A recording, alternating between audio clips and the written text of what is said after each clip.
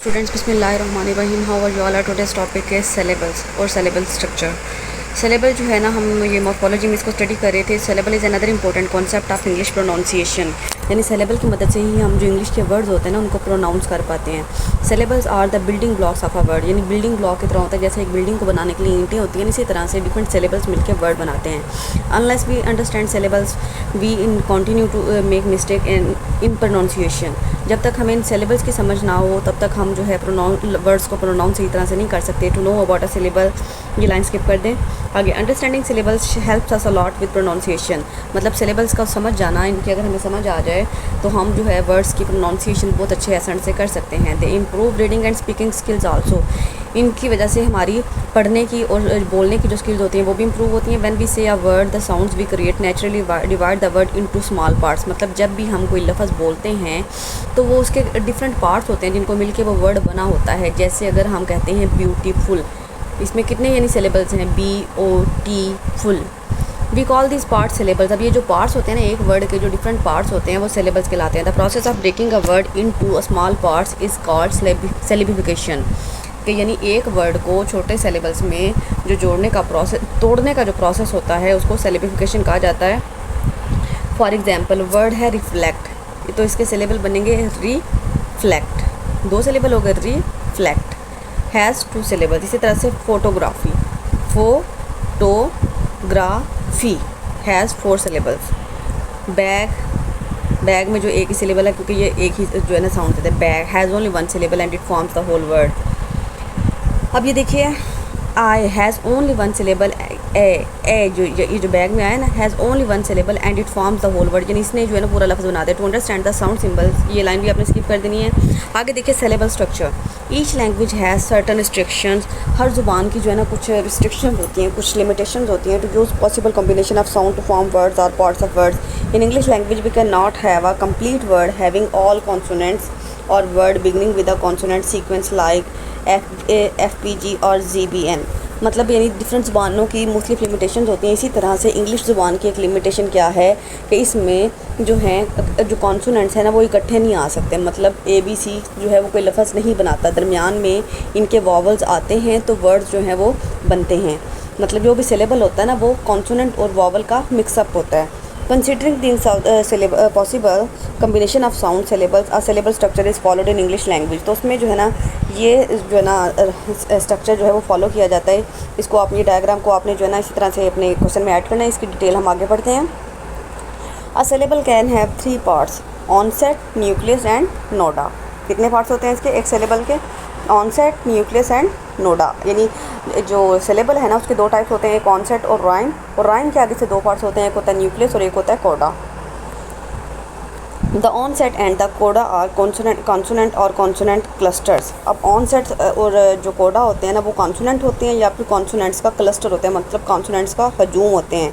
The onset appears at the beginning and the coda appears at the end of the syllable. अब जो onset होता है वो किसी भी वर्ड के, किसी भी सिलेबल के स्टार्ट वाले वर्ड को कॉन्सोनेंट को कहा जाता है, और जो कोडा है वो उसके लास्ट वाले जो है सिलेबल को कहा जाता है. अगर मतलब अगर वर्ड कैट है ना तो उसमें जो C है ना, जो वॉवल से पहले आ रहा है C जो है वो जो है कहलाएगा ऑनसेट, और जो T है ये तो दरमियान वाला हो गया ना, न्यूक्लियस हो गया, और जो T है वो आपका कहलाएगा कोडा. The nucleus is a vowel. Nucleus जो है ना वो वॉवल होता है. मतलब यानी डिफरेंट सिलेबल, जितने भी सिलेबल्स होते हैं उसका न्यूक्लियस जो है वॉवल होता है, तब जाके उसकी साउंड जो है बनती है. Which forms the core of the syllable. For example in word pin which has 1 syllable. अब क्या है कि पिन जो है वो एक सिलेबल से बना है. अब इसमें ऑनसेट क्या है, क्या है? ई की आवाज़ निकलती है ना, इज़ न्यूक्लियस. ई जो है वो P जो है वो ऑनसेट है, E जो है वो न्यूक्लियस है, और न जो है वो कोडा है. समझ आ गई? प जो है वो पिन का ऑनसेट है, आई जो है E जिसकी आवाज़ होगी पे, तो वो इसका न्यूक्लियस है, और न जो है वो कोडा है. If a coda is present in a syllable, the nucleus and coda form a single unit called a rhyme. अब अगर एक syllable में जो है एक कोडा प्रेजेंट होता है और एक न्यूक्लियस प्रेजेंट होता है तो ये एक सिंगल यूनिट कहलाते हैं जिसको रॉइम कहा जाता है. Otherwise the nucleus makes up the rhyme by itself. Looking at pin again. अब दोबारा हम पिन को देखते हैं. अगर इसका पी हम रिमूव कर दें तो इन जो है फॉर्म्स द रॉइम. मतलब एक एल्फ इसमें वॉवल और एक कॉन्सोनेंट जो है ये राइम कहलाते हैं। The onset and coda are not necessarily present in syllable but the nucleus is always present. यानी ये हो सकता है कि सम टाइम कि किसी का ऑनसेट जो है वो गायब हो, जैसे कि इनका जो है इन से पहले कोई वर्ड नहीं आता, ऑन से पहले कोई वर्ड नहीं आता। इसी तरह से कुछ जो है इस तरह से हो सकते हैं कि जिनका कोडा नहीं होता लेकिन उसके बावजूद जो है वो प्रॉपर जो है मीनिंग देते हैं। जैसा कि वर्ड फ्राई है, फ्राई में एंड वाला जो वॉवल जो है ना वो वॉवल में वाई जो है ना वॉवल्स में भी आता है, कॉन्सोनेंट्स में भी आता है, तो उसके बाद कोई कोडा अवेलेबल नहीं है। देखिए the nucleus can be preceded और फॉलोड बाय अ कॉन्सोनेंट और कॉन्सोनेंट क्लस्टर। अब यानी न्यूक्लियस जो है जो वॉवल है वो फॉलोड बाय मतलब यानी उसके बाद या पहले एक कॉन्सोनेंट, सिंगल कॉन्सोनेंट भी आ सकता है या एक से ज़्यादा कॉन्सोनेंट भी आ सकते हैं। For example the word I has only one saleable, यानी एक ही सेलेबल है ना, एक ही साउंड देता है। It has neither the onset, अब इसका जो है onset nor the coda but the only the nucleus, मतलब अब इसमें तीनों जो वर्ड्स हैं ना वो वॉवल्स वाले हैं, तीनों वर्ड्स जो हैं वॉवल के साउंड वाले हैं, तो उसके बावजूद ये एक लफ्ज़ है जिसको आंग कहा जाता है। इसी तरह से फ्राई हैज़ द ऑनसेट, अब फ्राई में जो है ऑनसेट है, ऑनसेट में से यानी क्योंकि वाई जो है इसका वो न्यूक्लियस है और एफ़ और आर जो है ना वो क्लस्टर ऑफ कॉन्सोनेंट्स है। मतलब अगर सिंगल होता ना वो कॉन्सोनेंट कहलाना था, लेकिन एफ़ और आर दो इकट्ठे कॉन्सोनेंट आए हैं तो क्लस्टर ऑफ कॉन्सोनेंट है, और लेकिन इसका कोडा मौजूद नहीं है क्योंकि वाई के बाद कोई भी वर्ड नहीं है। इसी तरह से आइस में क्या है, has the nucleus and the coda but not the onset. अब ये देखिए इसका वर्ड जो है ना आइस से स्टार्ट हो रहा है, आइस मतलब यानी इसके वॉवल से पहले ऑनसेट मौजूद नहीं है, न्यूक्लियस आई है और सी ई जो स की आवाज़ है वो सी ई दे रहा है और जो कि इसका कोडा कहलाएगा। What is syllabification? How to syllabify a word? What are the important rules for syllabification? You will get answer to all these questions in this post lecture. You are going to read about syllabification and rules with example. Before knowing about the syllabification, which is also known as syllabification, you must know about the importance of syllabification. मतलब syllabification क्या होता है कि यानी एक word को different syllables में जो तोड़ने का अमल होता है वो syllabification कहलाता है। इसको syllabification भी कहा जाता है। इसकी इंपॉर्टेंस क्या है? syllabification makes it easy to read new words. इसकी मदद से हम नए लफ्ज़ जो है ना पढ़ पाते हैं। It becomes easy to read long words with the help of syllabification.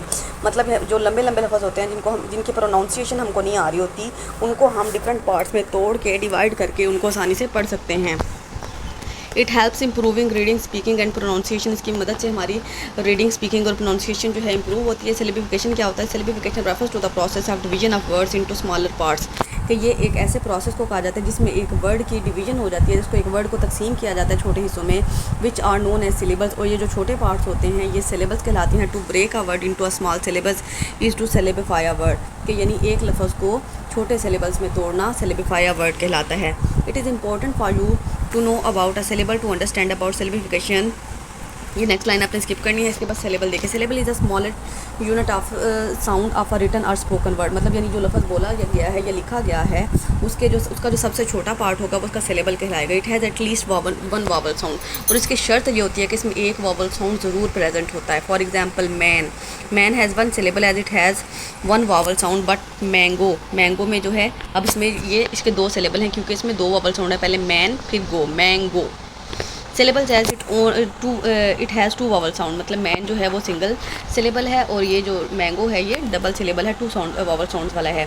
Do not confuse vowel sound for vowel letters, some time we get only one vowel sound from two or more vowel letters, मतलब यानी बाज़ औक़ात ऐसा होता है कि हम जो है दो वावल लेटर इकट्ठे मिलके एक ही साउंड देते हैं। फॉर एग्जांपल बीट, अब ई और ए जो हैं दोनों वावल्स हैं लेकिन इन्होंने साउंड क्या दी है? E. Here we get only one vowel sound from the letter E.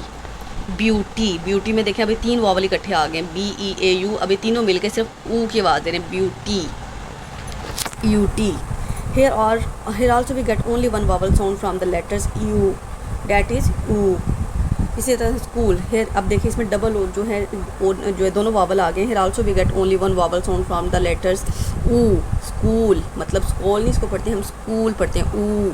That a long vowel, here also we get only one vowel sound from the letter oo, that a long vowel sound oo. Jeep में double ही आ गया है, again we get only one vowel sound from the letters B, that is a long vowel E.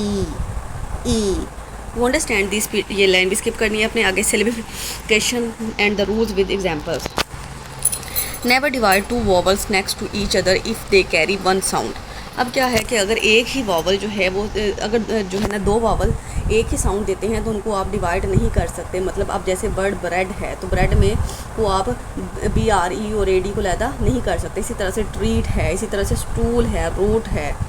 When two consonants come, अब जब दो consonant इकट्ठे हो जाते हैं between two vowels in a word, divide the consonant to get syllable of example of this rule. अब देखें candy, अब क्या है कि इसमें अब ये N और D जो है ना इकट्ठे आ गए हैं, अब इनको हम तोड़ सकते हैं। मतलब ऊपर हमने कहा है ना कि जहाँ पे दो वावल इकट्ठे आ जाए हम उसको नहीं तोड़ सकते, लेकिन जब दो कॉन्सोनेंट जो हैं वो डिफरेंट वावल्स के साथ इकट्ठे आते हैं तो उनको तोड़ा जा सकता है। जैसे कैंडी, कैन डी, विन दो, custom. When there are more than two consonants together in a word, the syllables should be divided so that blends each intact। इसी तरह से कि यानी जब दो कॉन्सोनेंट्स जो है एक लफ्ज़ के अंदर इकट्ठे आ जाते हैं तो इन सिलेबल्स को जो है वो डिवाइड किया जा सकता है। For example entrance, subtract, employ. When there is one consonant between two vowels, अब जब दो वावल के दरमियान एक कॉन्सोनेंट होता है, divide the word after the first vowel. तो पहले वर्ड का जो पहला पार्ट है ना उसके फर्स्ट वावल से उसको डिवाइड कर देते हैं। मतलब tiger, tiger, lotus, animal, rotate, minus, telecast, president. Again 5 rule है, नंबर 5 रूल है subtract silent vowels letter to get the correct syllable. अब क्या करते हैं कि ये जब कि कुछ वावल जो है ना वो यानी साइलेंट साउंड देते हैं, मतलब उनको तोड़ा नहीं जा सकता, उनके जो है ना डिफरेंट सिलेबल नहीं बनाए जा सकते। जैसे कि game, plate, choice. In this word choice letter is silent. E जो है ना साइलेंट है। अब देखिए ये जैसे वर्ड है ना इसके एंड वाले ई का वर्ड जब एंड पे आता है तो वो कोई साउंड नहीं देता। मतलब हम गेम को गेम ही नहीं पढ़ेंगे, प्लेट को प्लेट ही नहीं पढ़ेंगे, चॉइस को चॉइस ही नहीं पढ़ेंगे। ये एंड वाला ई जो है ये साइलेंट है। And at the end we get only one vowel sound that is diphthong from the letter OI। अब ये देखें ये OI जो है ना चॉइस वाले वर्ड में ये डिफ्थोंग है। डिफ्थोंग हमने पढ़ा था कि यानी जो दो वॉवल से मिलके बनती है, ओई।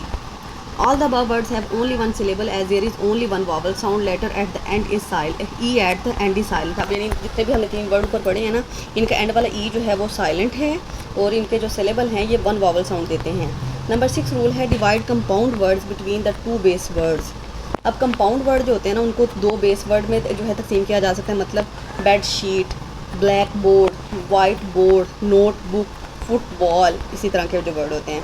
Remember these rules to syllabify a word and word to read and pronounce correctly in English. मतलब ये कुछ रूल्स हैं जिनको आप जो है समझ के फॉलो करके आसानी से जो है अपनी चीज़ें समझ सकते हैं। बाकी इसके अलावा ये जो नेक्स्ट फाइल है ना ये डायग्राम आपने ऐड करनी है। इसी फाइल के एंड पे कुछ पेजेस मैंने ऐड किए हैं तो और इसमें से अगर आप डेफिनेशंस लेना चाहें मज़ीद समझने के लिए तो इसको भी एक दफ़ा आपने रीड कर लेना। लेकिन जो इसको सिलेबल स्ट्रक्चर को समझने के लिए इंग्लिश के जो मैंने आपको समझा दिया डैट इज़ इनफ। लेकिन मज़ीद आप अगर अपने क्वेश्चन को एक्सपेंड करने के लिए इसमें से मटीरियल जो है वो ऐड कर सकते हैं। नेक्स्ट 3 जो पेज इस फाइल के साथ अटैच हैं। उम्मीद है कि आपको लेक्चर की अच्छे से समझ आ गई होगी। But if you find any ambiguity feel free to ask me. अल्लाह हाफ़िज़।